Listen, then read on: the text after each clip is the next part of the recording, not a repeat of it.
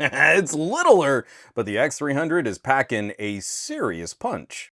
Hey there, this episode of Some Gadget Guy is brought to you by viewers like you, all of the incredible people sharing content across social media, and the generosity of my patrons at patreon.com/SomeGadgetGuy. More info on those awesome nerds later in the video. Okay, the folks at Vivo sent two phones for me to test drive and review, the X300 Pro, which I've already done a video on, and this, the X300. In years past, I spent most of my time on the Pro phone, and I would do sort of a loose overview style video on the non-Pro. The X300 is a little different though, and I think there are bigger upgrades year over year from the X200 to the 300 than from Pro to Pro. So it's motivated me to spend a little more time on what this experience feels like. The non-Pro this year gets a little smaller, landing a form factor closer to the X200 Pro Mini or the X200 FE. Is just a bezel taller than the Galaxy S25. It's a nice, smaller, regular phone shell size. I'm not really the aesthetic guy, but Vivo has one of the more unique glass feels I think I've ever reviewed. It's kind of a crazy texture to the back. It's frosted, but it almost feels fuzzy on my fingertips. The khaki brown Pro phone feels almost like clay or pottery. The X300 has a softer touch and scratches easily smooth out with a wipe of your fingertip. We're keeping the same pixel density as the X200. The resolution is a little lower for the smaller screen size, but we keep all the high refresh and HDR support, similar brightness, but the X300 gains LTPO with better scaling for frame rate. Under the screen, we now have an ultrasonic fingerprint sensor. I really didn't have any issues with recent optical sensors, but it is nice. It's a snappy ultrasonic. I'll just be curious to see how replacement screen protectors might work in the future. And for a smaller phone, the speakers are sounding decent to my ears.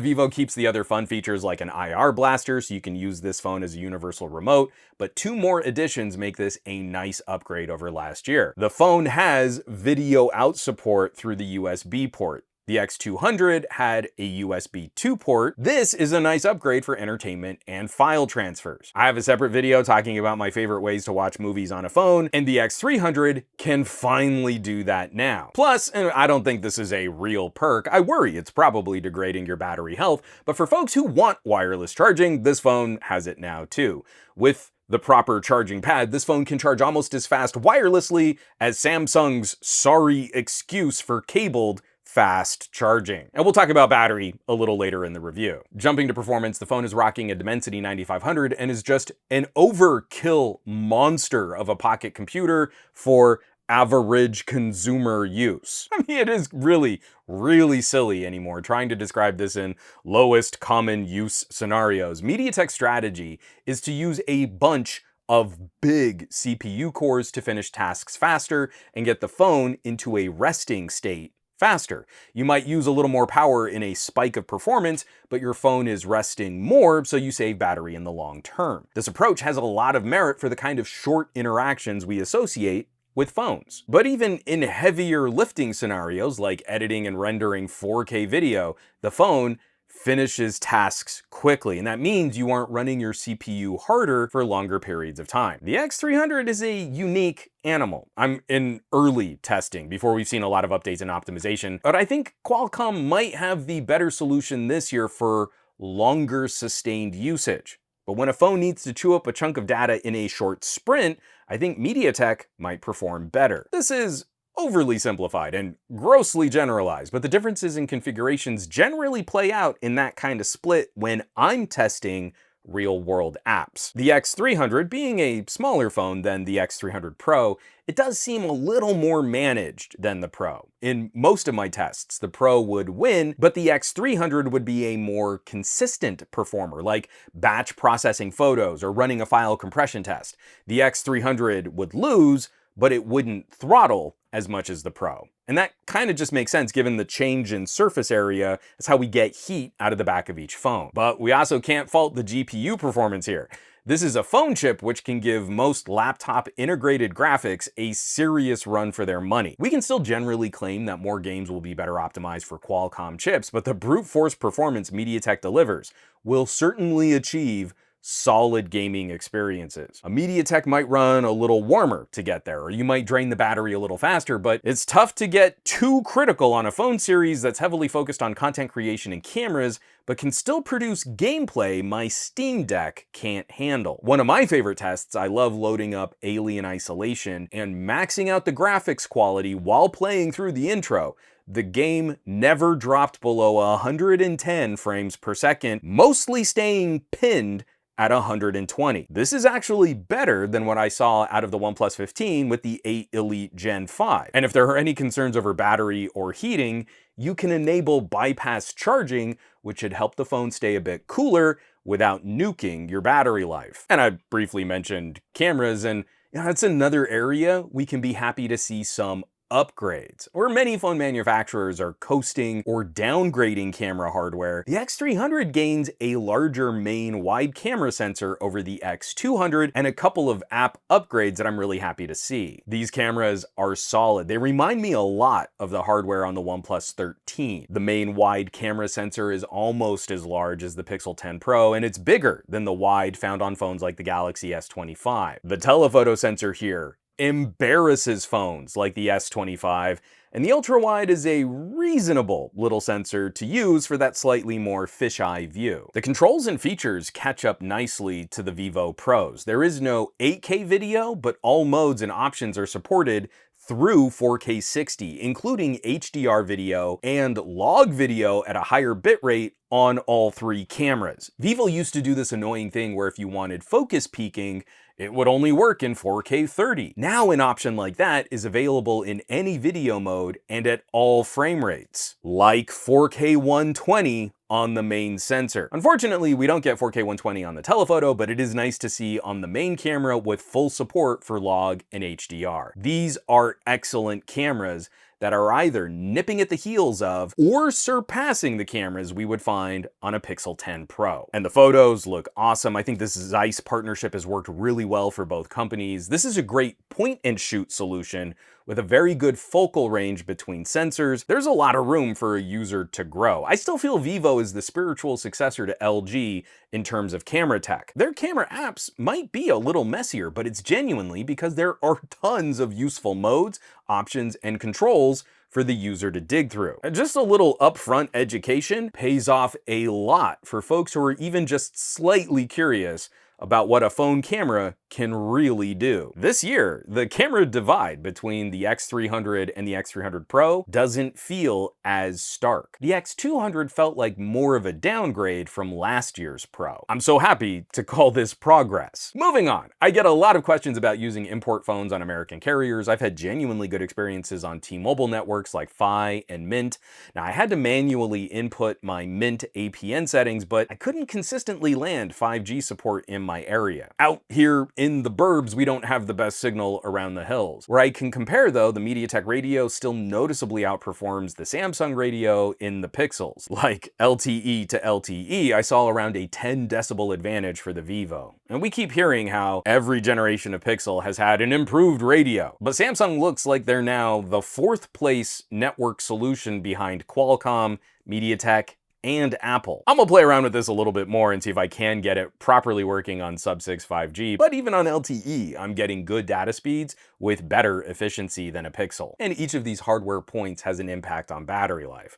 The combo of high performance big cores and a more efficient radio play really well with the big battery for this phone size. I'm using the Global Edition, which has a battery 50% larger than what's in a Galaxy S25 and 20% larger than what's in my Pixel 10 Pro XL. You know, the big Google phone. I'm gonna get real cranky here. I really need y'all to hear this and stop excusing these popular brands. Apple, Google, and Samsung are not giving you competitive battery and charging tech. They are holding back to get you to pay more for batteries that need to be charged more frequently and will charge slower. They want you buying more accessories and replacing your phone sooner than you really need to. And all of the recent design and hardware changes have kind of been lies. You have to stop bootlicking what these brands put out as marketing. There's no consumer benefit in losing a SIM card tray. Google and Apple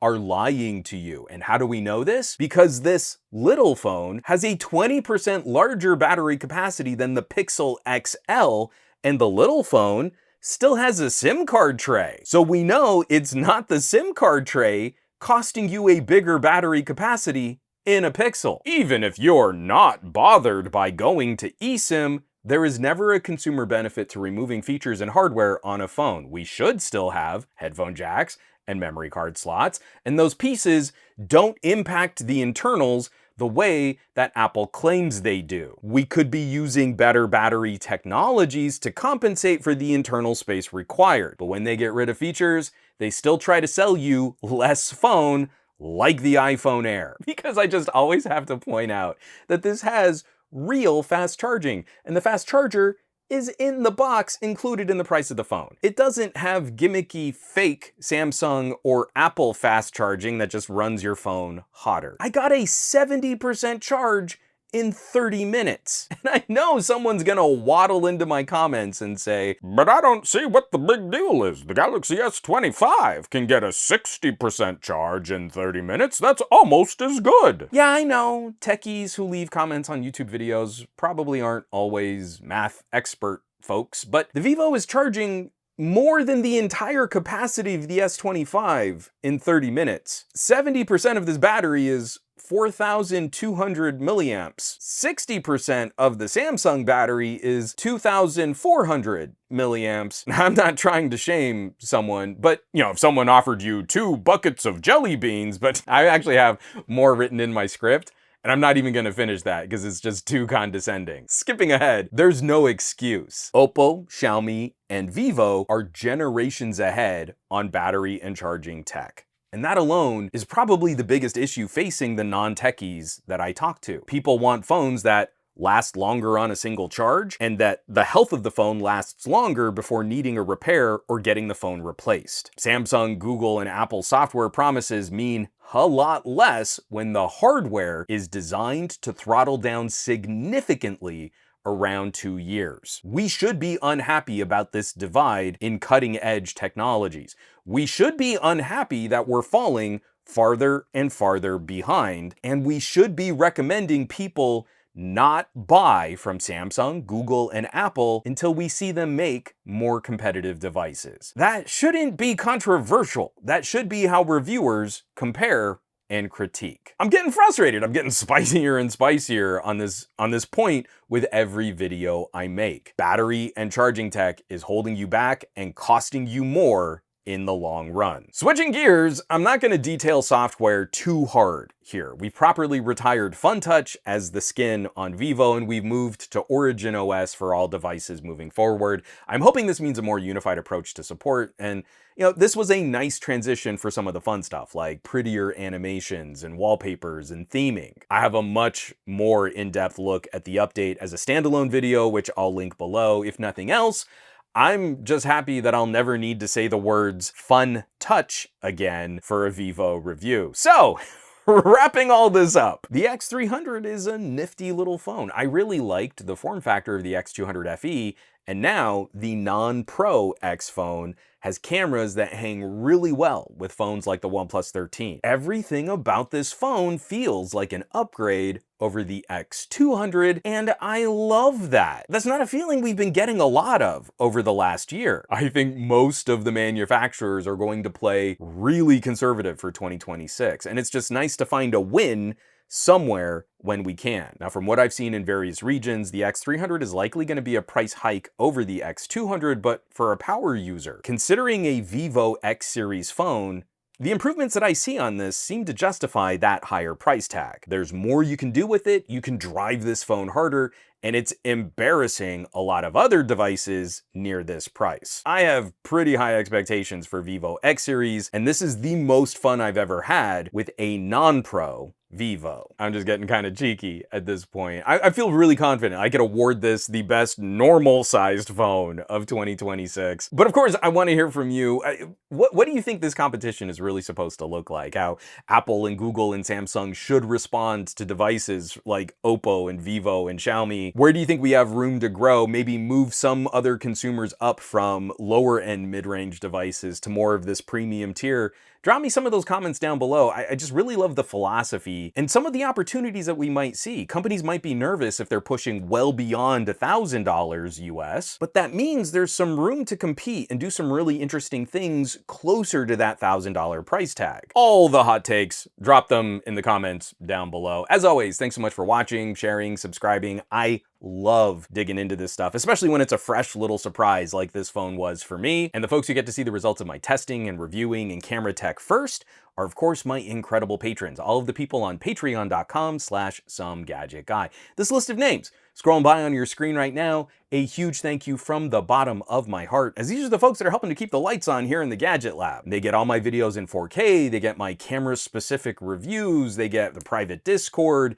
early access, production diaries. They're basically the coolest tech pals in the universe, so I hope you'll check them out. I hope you'll consider joining the community at patreon.com/SomeGadgetGuy. Now, you know where you can find me around the rest of the internet, at SomeGadgetGuy, basically everywhere, but these days, I'm spending a bit more time on the Mastodons, a lot less so on the Facebooks, Threads, Instagrams, and none at all on that dumpster fire site, and I will catch you all on the next review.